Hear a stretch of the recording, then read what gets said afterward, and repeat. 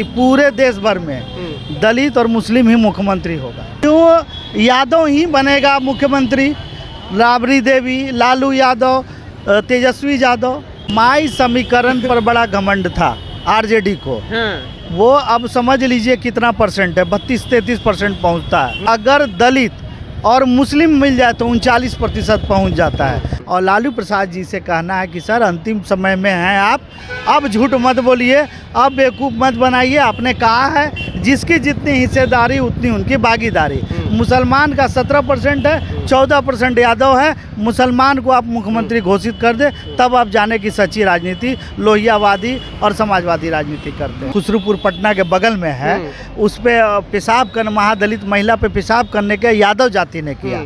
अब यादव जाति भी सामंती हो गई है। जनता जिनको मैंडेट देगी कि जात वाली सरकार चाहिए कि जमात वाली सरकार चाहिए, ये तो जनता को तय करना है। आप तय करने वाले कौन होते हैं? मैं तय करने वाला कौन है? आज़ाद समाज पार्टी आपके लिए खुला दरवाज़ा खोलिए। आपकी जितनी हिस्सेदारी है उससे कहीं अधिक भागीदारी देने का हम वादा करते हैं। अब चावल को सोचना है, जो बहुमत है उनको सोचना है कि उनको खीर बनना है, या जैसे मुसलमान पिछले 33 साल से इस चचा भतीजे के सरकार में है और मजबूती के साथ हैं कि मजबूरी के साथ हैं। अरे पाप तो ये पूरा देश में कर रहे हैं। कौन? मुसलमानों के साथ, मणिपुर में आदिवासियों के साथ। कौन कर रहे हैं? नरेंद्र मोदी जी। ये समाज में बात फैल गई है कि हमारी संख्या इतनी हो गई है। इससे क्या हो रहा है, समाज भी अब मुख्यमंत्री बनने के लिए तैयार है। अब सिर्फ तेजस्वी यादव या नरेंद्र मोदी ही प्रधानमंत्री नहीं रहेंगे, ये तय है। बिहार में जातिगत जनगणना के आंकड़े सार्वजनिक कर दी गई है और वहीं बिहार की राजनीति छोड़ अब देश की राजनीति में बवंडर मचा हुआ है। बवंडर इसलिए मचा हुआ है कि जिसकी जितनी संख्या भारी उसकी उतनी हिस्सेदारी क्यों नहीं है। लगभग 63% ओबीसी बिहार में है, तो ही आसपास भारत में भी वही आंकड़ा होगा। तो ओबीसी का प्रतिनिधित्व कहाँ है? और वहीं बिहार में जो है लगभग 33 साल से आरजेडी और जेडीयू की सरकार, लगभग कहा जाता है समाजवादी विचारधारा की सरकार है, फिर भी लगभग 62-63% ही ओबीसी को भागीदारी क्यों नहीं मिल पाया है। इन सभी मसलों पर बात करेंगे। हमारे साथ में डॉक्टर वीरेंद्र भास्कर हैं, आज़ाद समाज पार्टी के प्रदेश प्रवक्ता हैं, साथ में प्रदेश उपाध्यक्ष हैं। और वहीं प्रधानमंत्री ये कह दिए हैं कि बिहार में जो है जातिगत जनगणना जो कराया गया है वो पाप कर रहे हैं समाजवादी विचारधारा के लोग। अपने खुद सारे बनियों को बना दिए हैं मुख्यमंत्री, तो वो पाप नहीं है। और अगर यहाँ जातीय जनगणना अगर उभर के चलाई तो पाप हो गया। अरे पाप तो ये पूरा देश में कर रहे हैं। कौन? मुसलमानों के साथ, मणिपुर में आदिवासियों के साथ। कौन कर रहे हैं? नरेंद्र मोदी जी, जिसका अभी आपने नाम लिया। खैर मसला ये नहीं है, मसला ये है कि जिसकी जितनी हिस्सेदारी उतनी उनकी भागीदारी। अभी जातीय जनगणना पे यही बवाल होना था और ये समाज में बात फैल गई है कि हमारी संख्या इतनी हो गई है। इससे क्या हो रहा है, समाज भी अब मुख्यमंत्री बनने के लिए तैयार है। अब सिर्फ तेजस्वी यादव या नरेंद्र मोदी ही प्रधानमंत्री नहीं रहेंगे, ये तय है। मतलब कहना क्या चाह रहे हैं? साफ साफ बोलिए। कहना ये चाह रहे हैं कि जातीय जनगणना जो आई है उस जनगणना में स्पष्ट हो गया है कि किसकी कितनी संख्या है। दलित का 19% है, मुस्लिम का 17% है, यादव का 14% है और भी बाकी जातियों का है। माई समीकरण पर बड़ा घमंड था आरजेडी को।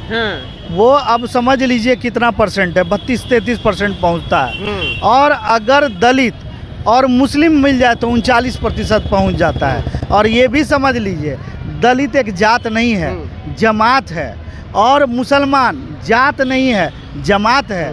जब ये दोनों मिलेंगे डीएम समीकरण बनेगा, तो पूरे देश में ये समीकरण बनेगा और एक जमात की राजनीति की शुरुआत होगी और जात की राजनीति का पटाक्षेप होगा।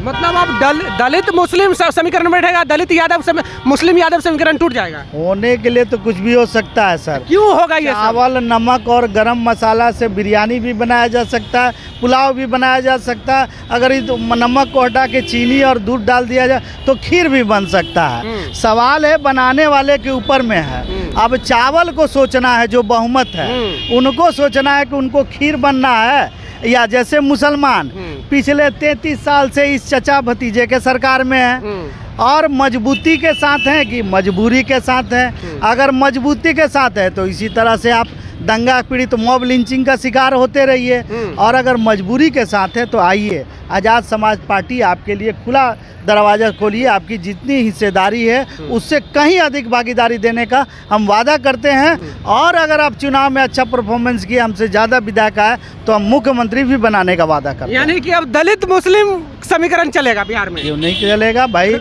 यूपी में आप देख लीजिए, दलित मुख्यमंत्री 4-4 बार बना है, बिहार में भी बना है।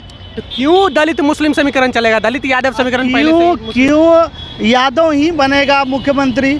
राबड़ी देवी, लालू यादव, तेजस्वी यादव, भाई कोई भी बनाता है तो उसके विधायक बनाते हैं और विधायकों को जनता चुनती है। जनता जिनको मैंडेट देगी कि जात वाली सरकार चाहिए कि जमात वाली सरकार चाहिए, ये तो जनता को तय करना है। आप तय करने वाले कौन होते हैं? मैं तय करने वाला कौन? कहा जाता है मुस्लिम बहुत पहले से ही राष्ट्रीय जनता दल यानी कि महागठबंधन के जो समाजवादी विचारधारा के लोग हैं उनके साथ पहले से ही है। पहले से रहे, पहले तो कांग्रेस के साथ सब लोग थे, तो आज हैं क्या? नहीं है। भाजपा जो है पहले समाजवादी के साथ थी, तो है क्या? मान लीजिए जेडीयू जो है भाजपा के साथ थी, वो है क्या? बदलती परिस्थितियों के साथ वैचारिक स्तर पर दिमाग भी बदलना होगा।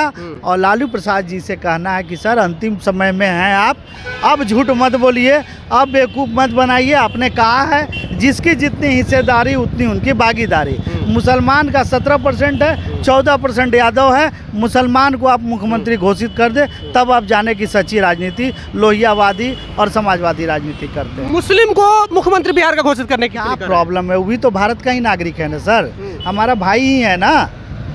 हाँ, वो तो किसी देश के दूसरे देश का नागरिक को मैं नहीं बोल रहा हूँ। वो मुसलमान बनेंगे तो इसमें हर्ज क्या है? उनका भी तो हक बराबर में, संविधान ने सबको बराबर का हक दिया है। यानी कि अब देश में मुस्लिमों को और दलितों को साधने की कोशिश कर रही है आज़ाद समाज पार्टी भी।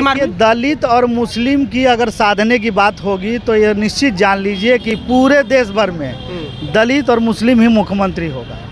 हाँ, यानी कहीं ना कहीं मुस्लिमों को आप प्रलोभन दे रहे हैं। बोलो प्रलोभन की बात क्या भाई? अगर आपको सत्ता नहीं चाहिए, आपको अगर सिर्फ टायर पंचर ही बनाना है, मान लीजिए आपको मॉब लिंचिंग का शिकार ही होना है, तो जैसा चल रहा है वैसा करें। हम दलित जो हैं, हम लोग ये बात समझ चुके हैं कि हमें बहुजन की सरकार बनानी है जो संविधान की रक्षा करे, उनके अधिकारों की रक्षा। एक आखिरी सवाल, दलित जो है महागठबंधन के साथ है कि नहीं? दलित क्यों रहेगा? 50,000 केसेस पेंडिंग है सर, अभी तक फास्ट ट्रैक कोर्ट का उन्होंने घोषणा नहीं किया। 9 साल के बाद राज्य अनुसूचित जाति आयोग का गठन किया और अभी भी आए दिन आप अभी देखे होंगे खुसरूपुर पटना के बगल में है, उस पर पेशाब कर महादलित महिला पे पेशाब करने के यादव जाति ने किया।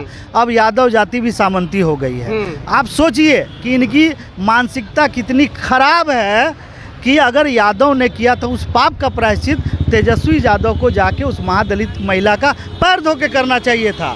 जिस तरह की बीजेपी की सरकार ने एक प्रवेश शुक्ला द्वारा पेशाब किए जाने पर उसका सूत्र मुख्यमंत्री जाकर उस आदिवासी का पैर धोने का काम करता है, तो वो पापों का प्रायश्चित करता है। आप भी पापों का प्रायश्चित करके पापी मत बनिए, एक अच्छा इंसान बनने का प्रयास कीजिए, महान बनिए।